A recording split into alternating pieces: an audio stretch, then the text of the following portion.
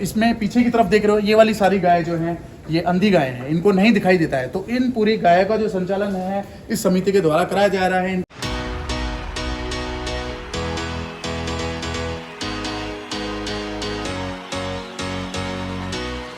Hello दोस्तों, मैं हूं कमल कौशिक और आप सभी देख रहे हैं ऑलमोस्ट क्रिएटिव। तो दोस्तों, आप सभी का स्वागत है मेरे नए ब्लॉग में। आज के ब्लॉग में हम आपको लेकर आए हैं दनकोर, जहां पर हम आपको दिखाएंगे गुरु द्रोणाचार्य का मंदिर।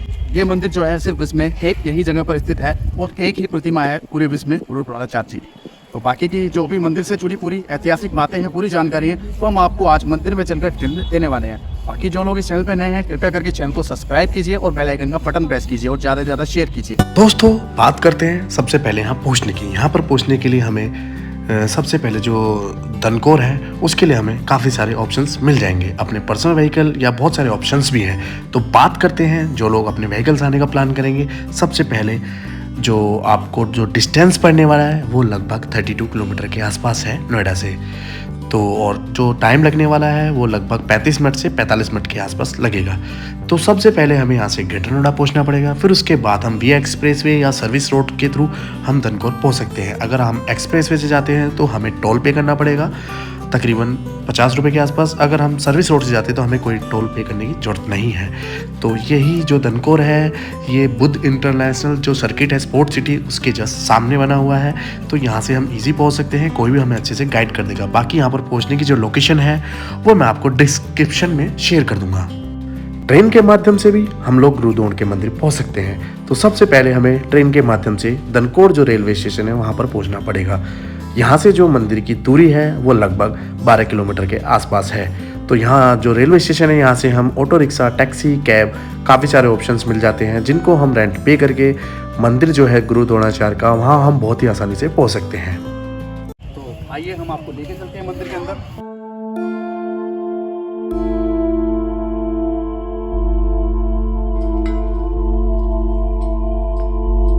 दोस्तों, वैसे तो भारत में बहुत ही सारी ऐतिहासिक जगह है, तो यहाँ पर एकलव्य के द्वारा बनाई गई गुरु द्रोणाचार्य की प्रतिमा भी है, जिसका आज हम आपको दर्शन कराने वाले हैं और जिसके बारे में हम आपको पूरी डिटेल में बताना चाहते हैं। तो आइए मेरे साथ, बाकी हम आपको यहाँ से अंदर से मेन गेट की तरफ से हम आपको लेके चलते हैं।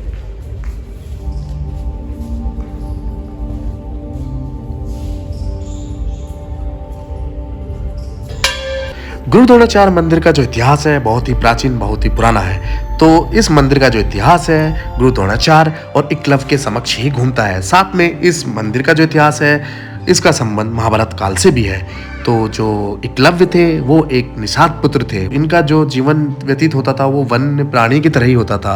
तो ये गुरु द्रोणाचार्य के बहुत बड़े भक्त थे, ये गुरु द्रोणाचार्य से शिक्षा दीक्षा लेना चाहते थे। बट लेकिन गुरु द्रोणाचार्य जो थे उन्होंने भीष्म पितामह को वचन दिया था कि वो सिर्फ राज शासन के पुत्रों को ही धनुर्विद्या में निपुण करेंगे, उन्हीं को शिक्षा दीक्षा देंगे। तो तब एक बार गुरु द्रोणाचार्य जब दनकोर की तरफ इनको पांडवों को जब शिक्षा दीक्षा देने आए थे तब उन्होंने छुप के वहाँ पर जो इन शिक्षा देते थे वो शिक्षा ग्रहण की और उसका पालन किया। तब उन्होंने वहाँ पर दनकोर में जो ये मंदिर है इसी के पास में यहाँ पर गुरु द्रोणाचार्य की एक अपने आप से प्रतिमा बनाकर वहाँ पर जो स्थापित करने के बाद वो रोज वो शिक्षा दीक्षा सीख कर वहाँ पर अभ्यास करते थे गुरु से आशीर्वाद लेकर। तो एक दिन एक कुत्ता वहाँ पर आ गया और वो भौंकने लगा, तो जो उनको एकलव्य को उनके मार्ग से विचलित करने लगा। तभी एकलव्य ने बाण का प्रहार किया कि कुत्ते का सारा मुख बाण से भर गया और कुत्ते को चोट भी लगी। तो इस चीज़ को देखकर गुरु द्रोणाचार्य बहुत ही अचंभित हो गए। उन्होंने कहा ऐसी धनुर्विद्या करने वाला कौन है। तो वो जब उनके पास एकलव्य के पास पहुंचे तो उन्होंने पूछा तुमने ये विद्या कहाँ से सीखी। तो एकलव्य ने बताया गुरु द्रोणाचार्य मैं आपका ही शिष्य हूँ, मैंने आपसे ही शिक्षा दीक्षा सीखी है। तो गुरु द्रोणाचार्य ने कहा मैंने तो आपको कोई शिक्षा नहीं दी। उन्होंने कहा कि गुरु द्रोणाचार्य मैंने सामने ही आपकी प्रतिमा बनाई हुई है, मैंने प्रतिमा को ही गुरु रूप दिया हुआ है, तो उनके समक्ष मैं डेली अभ्यास करता हूँ और आपसे मैं आशीर्वाद लेकर इस विद्या को सीखता हूँ। तो तब गुरु द्रोणाचार्य ने कहा कि आपने शिक्षा तो मेरे से ले ली बट लेकिन आपने गुरुदान में कुछ नहीं दिया। तो तब गुरु द्रोणाचार्य ने उनसे उनका अंगूठा दान में मांगा। गुरु के एक बार ही कहने पर एकलव्य ने उनको गुरु द्रोणाचार्य को अपना अंगूठा दान में दे दिया था। तब से एकलव्य को बहुत बड़ा दानी भी कहा जाता है। तो दोस्तों, मंदिर में प्रवेश करने के बाद सबसे पहले सामने पड़ता है गुरु द्रोणाचार्य का मंदिर, जो सामने मेरे अंदर यहाँ पर गुरु द्रोणाचार्य की प्रतिमा है। तो इसका हम आपको दर्शन कराएंगे और यहाँ पर मंदिर के जो आचार्य जी हैं अमित मिश्रा जी, हम उनके थ्रू आपको मंदिर के बारे में डिटेल में जानकारी बताएंगे और इतिहास बताएंगे, वो इस मंदिर का क्या इतिहास है, तो आचार्य जी हमें आप ये बताइए कि इस मंदिर की स्थापना कब हुई और इसका महत्व हमें पूरा बताइए कि गुरु द्रोणाचार्य का क्या महत्व है और एकलव्य का क्या महत्व है। एक मंदिर 400 वर्ष पूर्व है। विशेषता ये है कि यहाँ पे जो भी भक्त दूर दूर से आते हैं उनके सभी भक्तों की मनोकामनाएं पूर्ण होती है।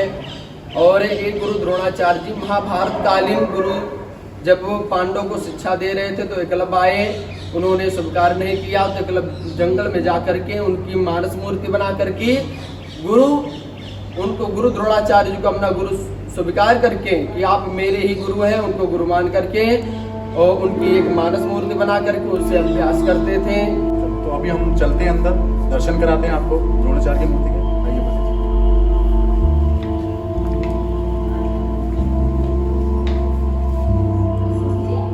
तो यही वो प्रतिमा है गुरु द्रोणाचार्य जी की जो आप देख रहे हैं। अभी आप सभी दर्शन कर रहे हैं गुरु द्रोणाचार्य की प्रतिमा के, जो कि एकलव्य के द्वारा 5000 साल पहले बनाई गई थी, जो कि एकलव्य ने स्वयं अपने हाथों से बनाई थी। ये जो प्रतिमा है 400 साल पहले बाहर जो द्रोण कुंड बना हुआ है वहां पर खुदाई के दौरान पाई गई थी, जिसके बाद में इस प्रतिमा को यहाँ पर मंदिर में ब्राह्मणों द्वारा स्थापित कर दिया गया था। साथ में इसको एक जो चांदी का जो एक कवर बनाया गया है, इसके अंदर मूर्ति का आकार देकर इसमें रखा गया ताकि इसको कोई नुकसान ना हो। इसी के जस्ट बराबर में एक और प्रतिमा बनाई गई है मूर्तिकार द्वारा गुरु द्रोणाचार्य की, जो कि देखने में बहुत ही सुंदर, बहुत ही प्यारी लग रही है। तो मैं आपसे अभी ये पूछने वाला हूँ कि जैसे कि कोई भी मंदिर होता है वहाँ पर जाते हैं, कुछ श्रद्धा होती है या कुछ मान्यता होती है, इसी लोग ज़्यादातर वहाँ पर दर्शन करने जाते हैं। तो यहाँ का भी कोई मान्यता है इस मंदिर की? मान्यता यहाँ पे विशेष रविवार के दिन की मान्यता बताई गई है। जुलाई के महीने में आता है गुरु पूर्णिमा, तो उस दिन विशेष रूप से इनका श्रृंगार होता है गुरु द्रोणाचार्य जी का। बहुत दूर दूर से भक्त लोग आते हैं, सभी भक्तों की मनोकामनाएं पूर्ण होती है और श्रद्धानुसार अपना भंडारा करवाते हैं। मान्यता के जब किसी की मन्नत पूरी होती है तो उसके लिए क्या चढ़ावा होता है यहाँ पे? यहाँ पे कलावा बांधा जाता है। कहाँ पर? आइए दिखाते हैं आपको कलावा। ये देखिए कलावा यहाँ पे बांधा गया। जिनको आस्था है, क्योंकि आस्था प्रेम ही सब कुछ है, सभी भक्तों की मनोकामना पूर्ण होती है। मैं ये भी पूछना चाहता हूँ कि ये जो आपने जो मूर्ति है अंदर गुरु द्रोणाचार्य की जो उनका शीश है, तो ये यहीं पे मिला था या बता देवी कुंड वगैरह कुछ, शायद उसके बारे में भी कुछ है? ये तो कुंड में मिला है और 400 वर्ष पूर्व मिला है, तो वहाँ से उठा करके यहाँ पे स्थापना करवा दी गई है ब्राह्मणों द्वारा, और तभी से यहाँ पे और विशेष मान्यता हो गई है। तो मैं ये भी पूछना चाहता हूँ, मंदिर मुझे काफ़ी बड़ा लग रहा है देखने में, तो यहाँ पे मंदिर में गुरु द्रोणाचार्य के अलावा भी कुछ प्रतिमा है, कुछ भगवान की या कुछ भी? जी, यहाँ पे सिख बिहारी जी की जो प्रतिमा है, एक कारीगर द्वारा 3 छवियों को बनाया गया है। जैसे बांके बिहारी जी जी, जैसे हमारे वृंदावन के बांके बिहारी जी हैं, वैसे ही सेम टू सेम हमारे बिहारी जी भी है। आने की जय।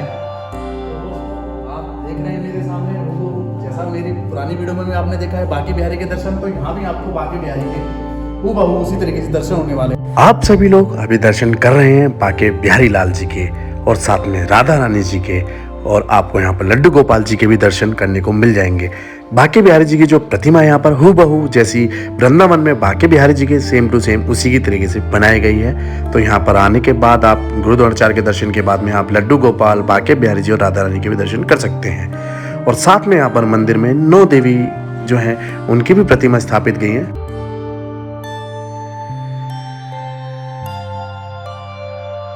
जो आप देख रहे हैं ये जो द्रोणाचार्य जी का मंदिर है उसके जस्ट सामने है। तो आप जो देख रहे हैं कुंड अभी सूखा हुआ है, तो इसके बारे में कुछ पौराणिक कुछ महत्व है, उसके बारे में आपको बताऊंगा। द्रोणाचार्य जी स्नान करते थे इस कुंड में, बट लेकिन मैं बताना चाहूँगा एक बार ऋषि कश्यप जी यहाँ पर द्रोणाचार्य से मिलने आए थे, तो नहाने के दौरान उनका जो कमंडल था इसमें जाकर गिर गया था।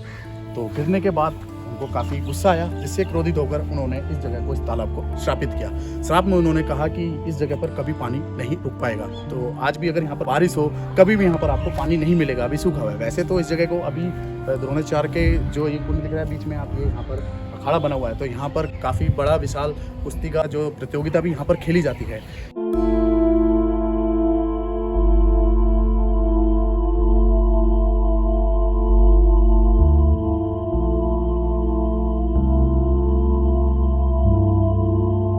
दोस्तों मंदिर को पूरा घुमाने के बाद हम आपको यहाँ पर बराबर में जो बना है मंदिर के ये एकलव्य पार्क है। हम आपको एकलव्य जी के प्रतिमा के हम आपको दर्शन कराते हैं। दोस्तों, आप मेरे पीछे जो प्रतिमा देख रहे हैं ये एकलव्य जी की प्रतिमा है। तो इस जगह को एकलव्य जी की कर्मभूमि भी कहा गया है। तो उन्होंने यहाँ पर अपनी शिक्षा वगैरह जो द्रोणाचार्य जी को गुरु मानकर यहीं पूरी शिक्षा उन्होंने अपनी पूरी की थी। तो इसका जो निर्माण जो प्रतिमा का किया गया है इसका 1985 में किया गया है। दोस्तों, गुरु द्रोणाचार्य का जो आप मंदिर देख रहे हैं, इस मंदिर की बहुत ही मान्यता है। गुरु पूर्णिमा वाले दिन यहाँ पर लाखों की संख्या में श्रद्धालु आते हैं और दर्शन करते हैं और यहाँ के खाली दर्शन मात्र से लोगों की मनोकामनाएं पूर्ण होती हैं। मंदिर को काफी अच्छे तरीके से बनाया गया है। सभी देवी देवताओं की मूर्तियों को यहाँ पर स्थापित भी किया गया है।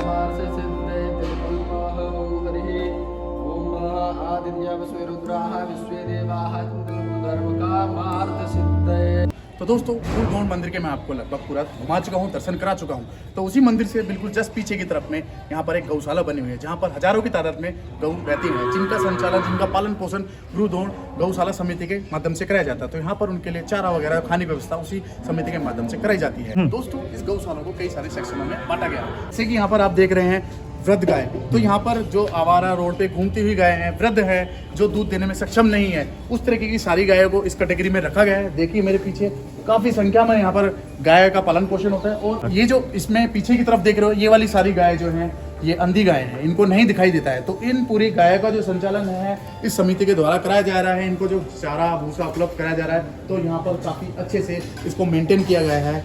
और काफ़ी आप देख ही रहे हैं, काफ़ी संख्या में यहाँ पर गाय अवेलेबल है। हमारे यहाँ पर अंकल जी हैं, आप अपना नाम बताएंगे? मेरा नाम राजेश बंसल है। राजेश बंसल जी हैं। तो ये हमें बताएंगे कि यहाँ पर इसका संचालन किस तरीके से होता है और इनका जो खाने वाने का जो खर्चा पानी है सारा सब चीज़ कैसे होता है और कितनी पुरानी है। तो ये कितनी पुरानी है? ये लगभग 100 साल पुरानी गौशाला है जी। हाँ जी। और इसका संचालन ये है कि कमेटी करती है जो रजिस्टर्ड है। हाँ जी, हाँ जी। और बाहर से भी दान बहुत आता है, गौशाला के लिए भी आता है। ओके। मासिक भी दान आता है, वार्षिक भी दान आता है। और काफ़ी यही जो लोकल पब्लिक है वो लोग बहुत सपोर्ट करती है। तो आपको संचालन में यहाँ अभी तक किसी तरह हाँ, की कोई परेशानी है? कोरोना काल में भी आपको कोई दिक्कत नहीं? कोई नहीं। तो मतलब यहाँ पर आपको जो इसको संचालन में पूरी सपोर्ट रहती है, लोकल लोगों के थ्रू, जो ट्रस्ट है उनके थ्रू, गवर्नमेंट के थ्रू, सबके थ्रू आपको यहाँ पर भरपूर मतलब इनके संचालन के लिए आपको राशन वगैरह सब चीज़ मिलता है। तो इस समिति को चलाने वाले कोई एक मेन व्यक्ति होंगे, उनके बारे में बताएंगे? मेन व्यक्ति है, उसका हर 3 साल में 4 साल में चुनाव होता है। ओके। कमेटी बनती है, रजिस्टर्ड कमेटी है। वो बाहर बोर्ड भी लिखा हुआ है सर, जो भी लोग उनके नाम, जो लोगों के नाम लिखे, कोषाध्यक्ष हैं, उपाध्यक्ष हैं, अध्यक्ष हैं, सब है। ठीक है। और ये जो सामने मेरे देख रहे हैं, यहाँ पर चारा गोदाम बनाया गया है। ये जो आप सामने देख रहे हैं ये है चारा गोदाम। यहाँ पर तकरीबन जितनी भी गाय हैं, हर तरह की गाय की जो कैटेगरी है उन सभी के लिए यहाँ पर चारा गोदाम बनाया गया है। यहाँ पर ये चारे के लिए जो कट के आता है वो है। फिर यहाँ पर मशीन लगी हुई है जिसे चारा काट के उसको गायों के खाने के लिए उपलब्ध कराया जाता है। और इसी के जस्ट थोड़ा सा आप पीछे की तरफ देखेंगे तो इधर की तरफ जो ये बनाया गया है, यहाँ पर दूध देने वाली गाय। अभी हम आपको लेके चलते हैं जो सेक्शन है दूध देने वाली गाय का। यहाँ पर जितनी भी तादाद में गाय हैं ये सब दूध देने में सक्षम है। तो यहाँ पर काफ़ी तादाद में गाय हैं। तो अभी इनका चारा खाने का टाइम हो रहा है, तो इनको चारा कराया जा रहा है और साथ में दूध भी निकाला जा रहा है। तो इसी दूध से ये जो समिति है ये घी, दही और जो भी दूध से बनने वाले उत्पाद हैं उन सब के उत्पाद में ये वाला दूध बाज़ार में जाता है और उसके प्रयोग से ये सब चीज़ें बनाई जाती हैं। और जो यहाँ का जो भी खर्चा पानी होता है वो इसी के माध्यम से गायों में यूज़ किया जाता है। यहाँ पर आप देख रहे हैं ये दूध को यहाँ पर काट कर गाय के दूध को यहाँ पर बेचा भी जाता है और जिस पैसे का भी उपयोग इसी गौशाला में किया जाता है। तो वैसे तो यहाँ पर 60 से 70 लोगों के आसपास का स्टाफ है जो इस गौशाला को पूरा चलाता है।